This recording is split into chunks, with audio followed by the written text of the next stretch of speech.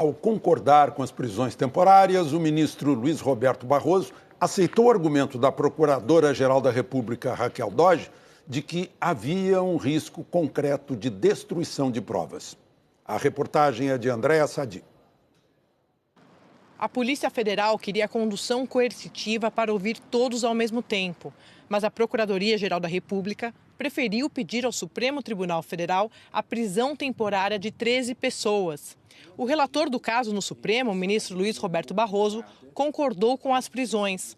No documento, cada alvo vem sucedido de uma explicação dos investigadores. João Batista Lima Filho, amigo de Temer, por suspeita de ser responsável pela captação de recursos irregulares para o presidente Michel Temer.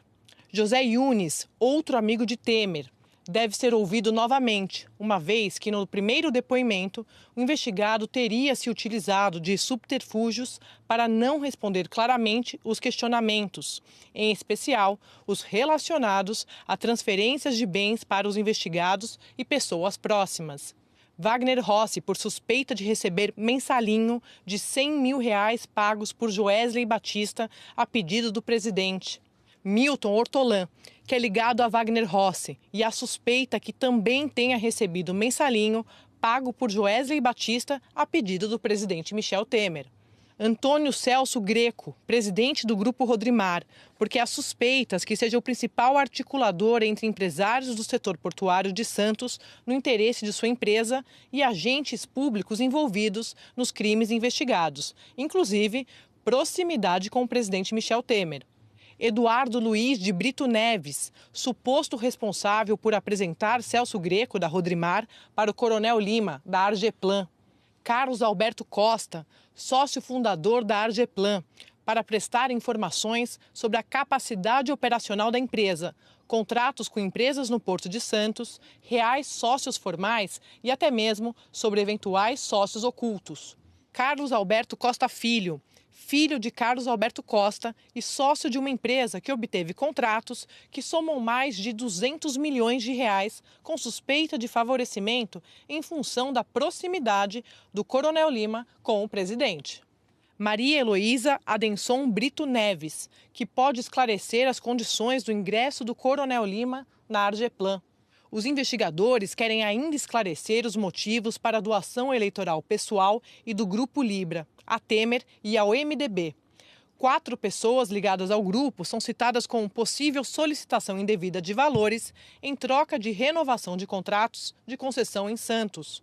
Por isso, também foram decretadas as prisões de Rodrigo Borges Torrealba, Ana Carolina Borges Torrealba Afonso, Gonçalo Borges Torrealba e Celina Borges Torrealba Capri. Os registros oficiais do Tribunal Superior Eleitoral mostram doações de pessoas ligadas ao Grupo Libra. Em 2014, Rodrigo Torrealba e Ana Carolina Torrealba doaram, cada um, R$500 mil para o PMDB. Zuleika Borges Torrealba, também ouvida hoje, doou R$1 milhão ao partido.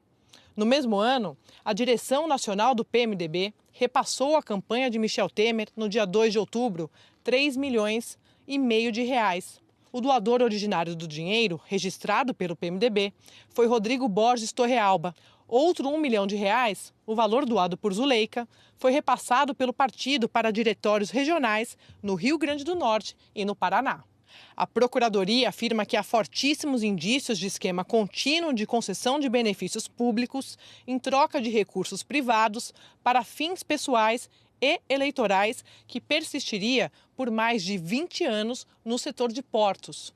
Na decisão de 14 páginas, Barroso disse que as medidas têm o objetivo de esclarecer pontos centrais da investigação, quanto à natureza, nexo de subordinação existente entre os envolvidos e, principalmente, se os investigados receberam vantagens indevidas como recompensa pela edição do Decreto dos Portos. Barroso autorizou buscas e apreensões e determinou que o Ministério Público Federal tenha acesso à contabilidade da Argeplan, empresa de João Batista Lima Filho. Lima é tratado pela Polícia Federal como figura importante no caso. O ministro citou a conclusão dos investigadores. A Argeplan, agora oficialmente com o investigado João Batista Lima Filho como sócio, tem se capitalizado por meio do recebimento de recursos, provenientes de outras empresas, as interessadas na edição do denominado Decreto dos Portos, e distribuído tais recursos para os demais investigados.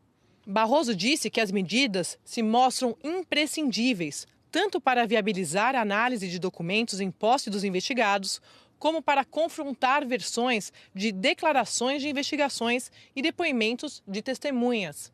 A decisão mencionou a preocupação com o risco concreto de destruição de provas. Barroso listou elementos apresentados pelos investigadores, como uma planilha indicando possíveis pagamentos feitos por empresas portuárias. E destacou uma planilha contábil em que aparece como recebedores de recursos das empresas Libra, Rodrimar e Multicargo as siglas MT, MA e L, que permitem supor sejam o presidente Michel Temer, Marcelo Azeredo, presidente da Codesp entre 1995 e 1998, indicado por ele, Temer, e o amigo pessoal de Temer, Coronel João Batista Lima Filho. A reforma na casa da filha de Temer também é investigada. A arquiteta Maria Rita Fratesi, que foi intimada a prestar depoimento, é, de acordo com a decisão, mulher de João Batista Lima Filho e sócia do marido na PDA Projeção e Direção Arquitetônico.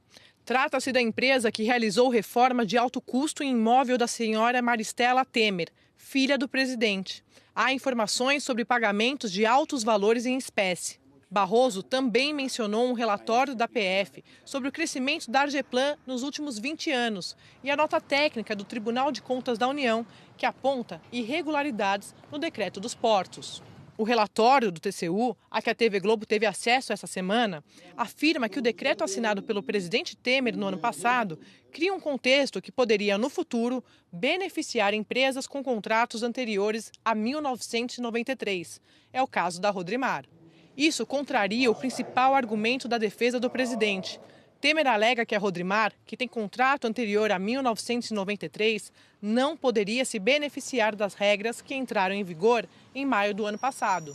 O inquérito apura suspeitas de pagamento de propina em troca da edição do Decreto dos Portos, que aumentou o prazo de concessão de áreas portuárias. Segundo os investigadores, pode beneficiar empresas do setor, como a Rodrimar.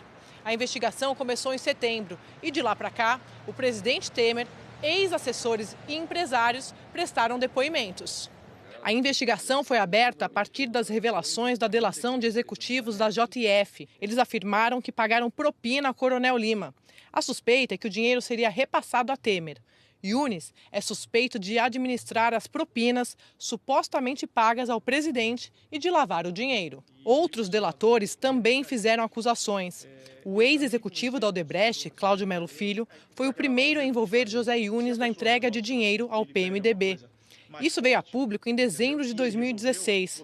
Ele contou que um funcionário dele, José Carlos Filho, recebeu o endereço do escritório de Yunis como local de entrega de dinheiro. Nos dados de corroboração que a empresa verificou, um dos endereços que consta tratado por Carvalho com o senhor Eliseu Padilha é o endereço que a empresa botou no Google e nos informou que aquele endereço era o escritório de uma pessoa chamada José Yunis. O doleiro Lúcio Funaro, conhecido por ser um dos operadores do PMDB, também falou sobre Yunis.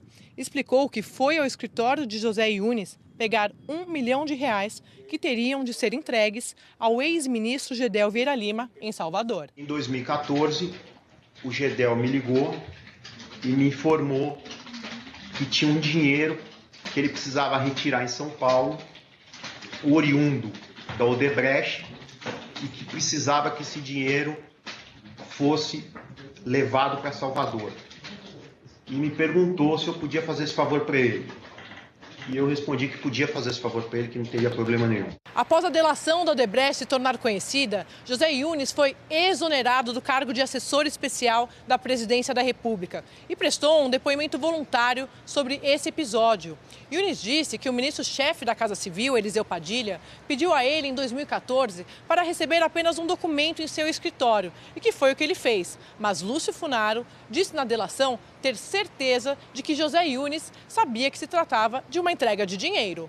Mas que ele tinha certeza que era dinheiro, ele sabia que era dinheiro, tanto que ele perguntou se o meu carro estava na garagem, porque ele não queria que eu corresse o risco de sair para a caixa para a rua, e até pelo próprio peso da caixa. Certo. Para um volume de R$1 milhão. A TV Globo apurou que até o momento dos 13 mandados de prisão, 10 foram cumpridos. José Yunes, o coronel João Batista Lima Filho, Wagner Rossi, Milton Mortolã, Antônio Celso Greco, Celina Borges Torrealba Capri, Carlos Alberto Costa, Carlos Alberto Costa Filho, Eduardo Luiz de Brito Neves e Maria Heloísa Adenson Brito Neves. A Polícia Federal informou que Rodrigo Borges Torrealba, Ana Carolina Borges Torrealba Afonso e Gonçalo Borges Torrealba estão no exterior. O prefeito de São José do Rio Preto, Edinho Araújo, do MDB, também foi alvo da Operação Scala. Ele foi levado para depor hoje de manhã. Edinho ocupou o cargo de ministro dos Portos em 2015 no governo Dilma. Foi indicado pelo então vice-presidente Michel Temer e ficou 10 meses no ministério. Em nota, Edinho Araújo negou qualquer favorecimento a empresas quando era ministro. Disse que as renovações de contrato na gestão dele foram aprovadas pelo Tribunal de Contas, pela Advocacia Geral da União e pelo Ministério do Planejamento.